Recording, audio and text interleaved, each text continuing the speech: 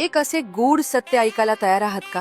एका वारुळावर नांगर चालवताच त्यातून चक्क रक्ताच्या धारा वाहू लागल्या आणि साक्षात देवी प्रकट झाली. मग एक प्रश्न, जर हे सर्व केवळ अंधश्रद्धा असेल तर या मंदिराजवळ असलेल्या एका रहस्यमयी स्वयंभू कुंडातील पाण्याने आधुनिक विज्ञानाने हात टेकलेले भयंकर त्वचारोग आजही एका क्षणात कसे बरे होतात?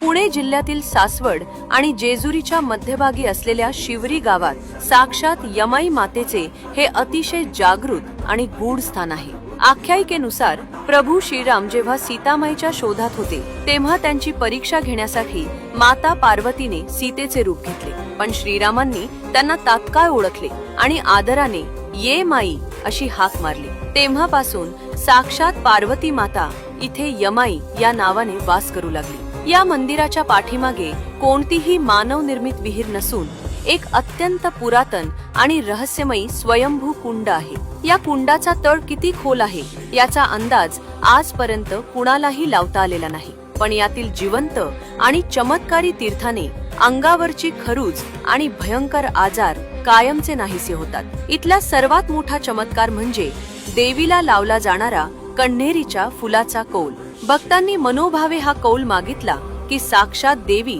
त्यांची प्रत्येक अशक्य वाटणारी मनोकामना पूर्ण करते असा ठाम विश्वास आहे. चैत्र पौर्णिमेनंतर 8व्या दिवशी म्हणजेच चैत्र कालाष्टमीला इथे भरणारी यात्रा अंगावर काटा आणते.